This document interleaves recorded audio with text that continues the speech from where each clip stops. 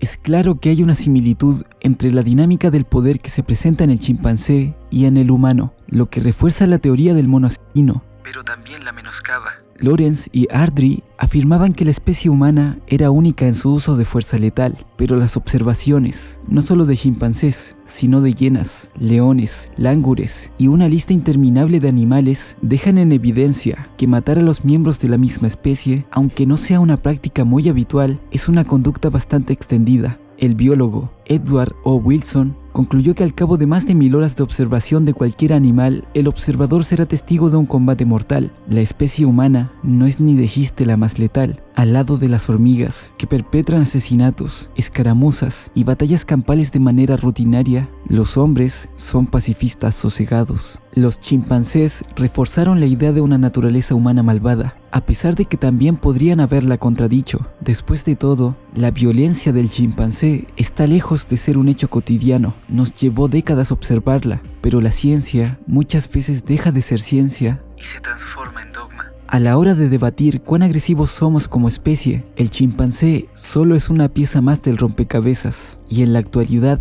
solo hay unas cuantas especies cercanas al humano, y si resultan ser algo más que bestias, aunque solo de manera ocasional, la idea de la bondad como invención humana comienza a esfumarse. Por supuesto que lo hacen. Entre los antropoides no es inusual ocuparse de un compañero herido, esperar al que se queda atrás, limpiar las heridas de otro o proporcionar fruta a los miembros más viejos de la comunidad que ya no pueden trepar. El mismo autor nos cuenta la historia del primatólogo Robert Yerkes, que estaba tan impresionado por la preocupación de un joven chimpancé, apodado Prince Chimp, por su compañero Pansy, que estaba en estado terminal. El primatólogo admitió que si sus colegas le oyeran hablar de su comportamiento altruista y obviamente compasivo hacia Pansy, debería ser sospechoso de idealizar a un antropoide. Más tarde, se reveló que este no era un chimpancé, sino un bonobo, pero Yerkes no podía saberlo, porque el bonobo no fue reconocido como especie hasta muchos años después. El primer estudio comparativo del comportamiento de bonobos y chimpancés se llevó a cabo apenas en 1930 por Edward Tratz y Heinz Heck y publicado en 1954, donde se incluían referencias al carácter relativamente pacífico y la conducta sexual de los bonobos. En comparación con el bonobo, el chimpancé es una bestia salvaje, o como lo expresaron Tratz y Heck, el bonobo es una criatura extraordinariamente sensible y tierna, muy alejada de la Urkraft, fuerza primitiva, demoníaca del chimpancé adulto. Aún así, al bonobo le tomó bastante tiempo para ser mencionado en los debates sobre la agresión humana, pues el estudio se publicó en alemán y de paso solo incluía unos pocos animales, además de que estaban en cautividad. Es una muestra demasiado pequeña para ser convincente. Las observaciones de campo de los bonobos se emprendieron relativamente tarde. Incluso a día de hoy, se llevan décadas de retraso en comparación a otros grandes monos. Mucho más importante que todo esto es que los bonobos no responden a las ideas establecidas sobre la naturaleza humana. Si las observaciones hubieran demostrado que se masacran unos a otros, todo el mundo los conocería. El verdadero problema es su temperamento pacífico. A veces intento imaginar qué habría pasado si hubiéramos conocido primero a los bonobos y solo más tarde o nunca hubiéramos tenido noticia de los chimpancés. Las discusiones sobre la evolución humana no girarían tanto en torno a la violencia, la guerra y la dominación masculina, sino la sexualidad, la empatía, la solidaridad y la cooperación. ¿Cuán diferente sería nuestro paisaje intelectual? La idea que teníamos sobre el mono asesino solo comenzó a debilitarse cuando apareció el bonobo. No son libres de violencia, pero entre ellos no se producen guerras a muerte. Apenas cazan, los machos no dominan a las hembras, y el contacto erótico se mezcla libremente con todo lo que hacen. La reproducción sexual claramente tiene la función de adaptar a la especie, pues la descendencia producida a través del sexo suele ser más robusta, del mismo modo en que, por ejemplo, un perro o un gato mestizo suelen tener mejor salud que los de raza pura. Al cabo de muchas generaciones, sin variabilidad genética, el resultado es la acumulación de defectos genéticos. La endogamia era, y quizás es, una práctica muy frecuente dentro de las clases dominantes. Hay múltiples ejemplos de defectos genéticos dentro de las familias reales que contaban con un gran linaje de incesto. Está de más explicar caso por caso cuál fue el destino de estas familias, pues la salud de sus miembros no duró mucho. Ahora bien, esto explica por qué existe el sexo, no su aspecto placentero, pues si su única función fuera la reproducción, seguramente no sería tan gratificante. Aquí podemos afirmar que la vida sexual del chimpancé es pobre en comparación con la nuestra y la de los bonobos. Este hedonismo sexual es compartido continuamente y de muchas formas, y dentro de estas formas se encuentran esas culturas donde la homosexualidad se expresa libremente y hasta se fomenta. Subrayo este componente cultural para plantear que la cuestión evolutiva de cómo pudo haber surgido la homosexualidad quizás tenga la mira desviada. El punto es que se ha ignorado de forma deliberada esa zona gris entre el blanco de la atracción social y el negro de la atracción sexual, pero por más tabúes que se tenga del tema, este se escapa una y otra vez, mezclándose con una multitud de otras tendencias. La atracción hacia nuestro propio género no plantea problemas evolutivos, siempre que no entre en conflicto con la reproducción. Esta puede ser simplemente una extensión más profunda de la sexualidad, más que una opción de vida, como la etiquetan de manera deliberada algunos conservadores. Esta extensión aparece de manera natural en ciertos individuos, forma parte de lo que son. En algunas culturas pueden expresarla con libertad, mientras que en otras deben esconderla. Puesto que nadie es acultural, no resulta posible saber cómo se desarrollaría nuestra sexualidad en ausencia de tales influencias. La naturaleza humana pristina es como el santo grial, eternamente buscado, nunca encontrado. Pero por suerte tenemos al bonobo, un antropoide que no conoce prohibiciones sexuales y apenas tiene inhibiciones. Estos claramente no tienen una orientación sexual absoluta. Los bonobos no conocen la conexión entre sexo y reproducción. Por eso el sexo es más significativo por su carácter incidental, así como su integración en la vida social. Pero otro punto clave de la deliberada sexualidad de los bonobos está en la protección de las crías. Fue en el año 1979 cuando un conocido primatólogo japonés, Yukimaru Sugiyama, comunicó por primera vez que los langures machos, una vez se apropian de un grupo de hembras, tienen por costumbre matar a todas las crías engendradas por su antiguo dueño. La idea de que los animales puedan perpetrar infanticidios, y no por accidente, resultaba tan repulsiva como incomprensible. El descubrimiento de Sugiyama y su especulación de que el infanticidio podría incrementar el éxito reproductivo masculino fue ignorada durante una década, pero se reportaron más casos sobre la misma conducta, tanto en otros primates como en otros animales, desde osos hasta delfines y aves. El caso más conocido popularmente es el de los leones, donde es habitual acabar con los sucesores del rival sin siquiera comerlos. Parece una acción totalmente deliberada. La comunidad científica no podía creer que las mismas teorías que hablan de supervivencia y reproducción pudieran aplicarse a la aniquilación de criaturas inocentes. La antropóloga Sarah Blaffer Hardy se convirtió en la arquitecta de esta idea aplicada al infanticidio humano. Está bien establecido, por ejemplo, que los niños tienen más riesgo de maltrato por parte de sus padrastros que de sus padres biológicos, lo que, al parecer, conecta con la reproducción masculina. La Biblia describe la matanza de niños ordenada por el faraón y la más recordada del rey Herodes, quien mandó matar a todos los niños de menos de 2 años de Belén y toda la comarca. Mateo 2:16. El registro antropológico muestra que después de las guerras es bastante frecuente que los hijos de las mujeres capturadas sean asesinados. Así pues, hay buenas razones para incluir a nuestra propia especie en las discusiones sobre el infanticidio masculino. Por supuesto que las hembras hacen lo que pueden para defender a su prole, pero no hay mucho que hacer contra los machos que a menudo son más grandes y poseen una mordida más desarrollada. La brillante estrategia usada por los bonobos es confundir la paternidad.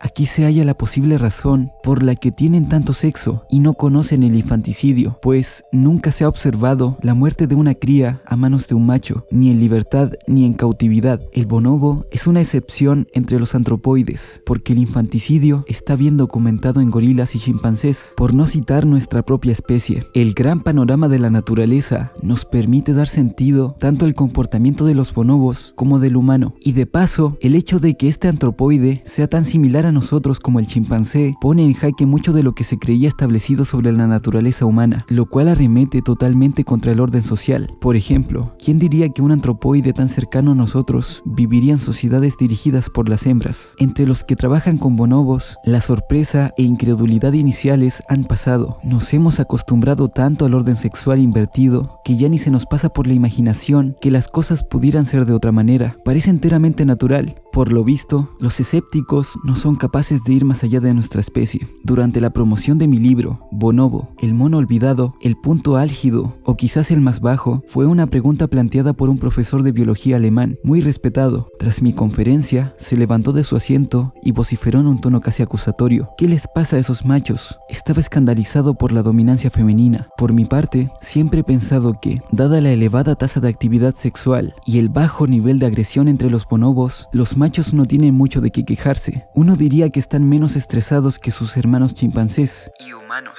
Creo que mi respuesta, que a los machos de bonobo parecía irles estupendamente, no satisfizo al profesor. Este antropoide desafía profundamente las hipótesis sobre nuestro linaje y comportamiento. Mientras que las sociedades de bonobos incluyen el mismo número de machos que de hembras, en las sociedades de chimpancés se suelen incluir el doble de hembras que de machos. Teniendo en cuenta que ambas especies engendran la misma cantidad y no hay machos errantes, la única explicación de esta disparidad es que los chimpancés machos deben sufrir una elevada mortalidad. No es de sorprenderse si recordamos que el chimpancé siempre está envuelto en una lucha tanto dentro y entre comunidades. El resultado es que los bonobos machos viven más y mucho mejor que sus homólogos chimpancés. De hecho, dentro de los bonobos, la jerarquía masculina es un asunto materno. Los machos no forman coaliciones, más bien la posición de su madre dentro de la jerarquía es la que definirá la posición de su hijo, y este orden jerárquico dentro de las hembras está escalonado principalmente por las edades, pues estas deben dejar su comunidad natal en la pubertad para integrarse en otra. Así buscarán la aprobación y protección de otra hembra residente, y con el tiempo, la protegida puede convertirse a su vez en protectora de nuevas inmigrantes, y el ciclo se repite. En contraste con los chimpancés que mantienen un igualitarismo mediante el desequilibrio del poder, los bonobos carecen de este desequilibrio. Para los bonobos es mejor describirlos como tolerantes que como igualitarios. Es por esto que son los animales perfectos para los tiempos actuales. Así quizás podamos hacer algo más que sentarnos y decir es la naturaleza humana, pues esta es mucho más compleja. La selección natural favorece a los organismos que sobreviven y se reproducen, pura y simplemente. Cómo lo consiguen es una cuestión abierta. Cualquier organismo que prospere haciéndose más o menos agresivo que el resto, más o menos cooperativo o más o menos compasivo, propagará sus genes. De pronto se dio un cambio paralelo dentro de la biología evolutiva. Se hablaba menos de agresión y de competencia, y más de conectividad, de cohesión social, de los orígenes de la solidaridad y del compromiso. Debemos decidir si somos abejas individuales en un enjambre o miembros de sociedades complejas, en las que unos nos preocupamos por otros y de las que derivamos nuestra razón de ser. Más acorde con la segunda posibilidad que con la primera, Darwin pensaba que la gente nace con una predisposición moral y que el comportamiento animal respaldaba esta idea. Cita a un perro que nunca pasaba por delante de una cesta, donde yacía un gato amigo suyo enfermo, sin darle unos cuantos lametones. Esta conducta, dice Darwin, es un claro signo de los buenos sentimientos del perro. Darwin también relata el caso de un cuidador que fue mordido en la nuca por un fiero papión mientras limpiaba su jaula. El papión compartía espacio con un pequeño mono sudamericano. Amedrentado por su compañero de jaula, el mono mantenía una cálida amistad con el cuidador y de hecho salvó su vida al distraer al papión con mordiscos y gritos durante su ataque. El pequeño mono arriesgó su propia vida, demostrando con ello que la amistad se traduce en altruismo. Darwin pensaba que las personas actuaban igual. Esto sucedía mucho antes de que supiéramos de la existencia del bonobo y de los últimos hallazgos de la neurología, incluso antes de la llegada de Darwin. La dicotomía entre aceptar y negar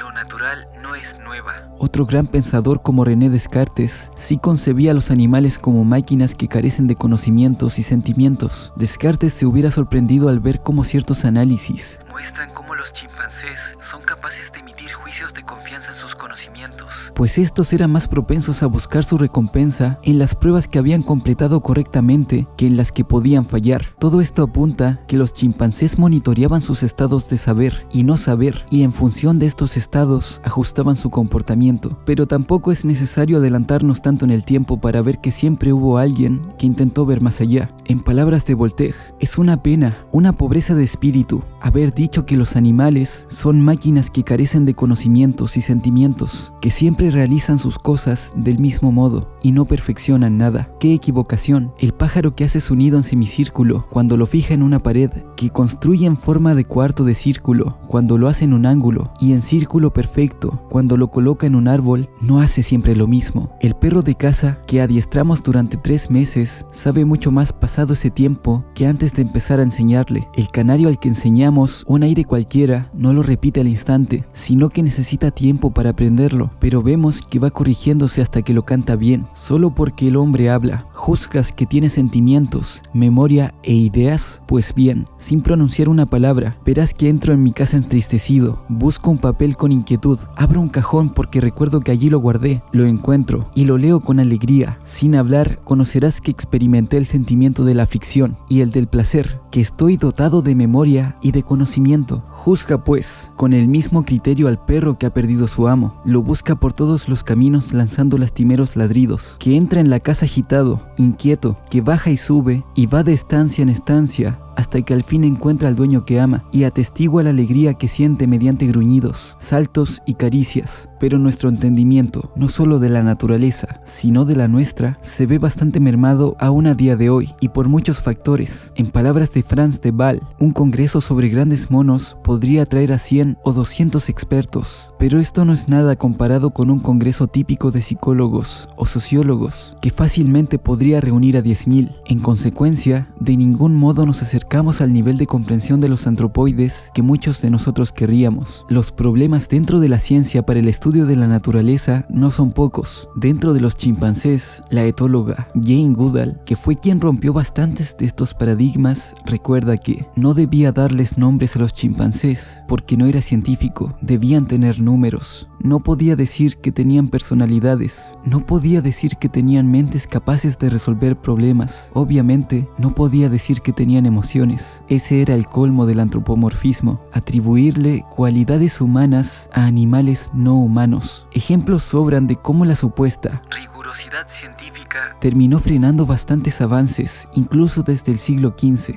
donde el mundo occidental comenzó a saber de los grandes monos. No estaba claro dónde colocar a estos animales en el orden natural. En el año 1699, el anatomista británico Edward Tyson diseccionó a un chimpancé y con esto publicó sus resultados, refiriéndose al primate como un orang oután u Homo silvestris. Tyson afirmaba que su espécimen era un pigmeo. El chimpancé no era un hombre ni un simio, sino una clase de animal entre ambos, pero no fue bien recibido por los estamentos religiosos, como tampoco fueron los vínculos evolutivos entre los humanos y esas especies, que más tarde establecerían Charles Darwin y sus contemporáneos, del mismo modo en el que se opuso una gran resistencia al giro copernicano y pocos querían aceptar que no somos el centro del universo. A día de hoy es difícil aceptar que el humano no está ni cerca de separarse de la naturaleza. Si así fuera, aquel virus que atormentó a nuestra civilización, pues no hubiera significado ningún problema. Desde que la naturaleza nos otorgó nuestro intelecto a cambio de expulsarnos de sí misma, todavía estamos destinados a buscar nuestro lugar en el universo, pero todo parece indicar que ese lugar no será tan lejos de nuestros orígenes, porque nadie puede escapar de sí mismo.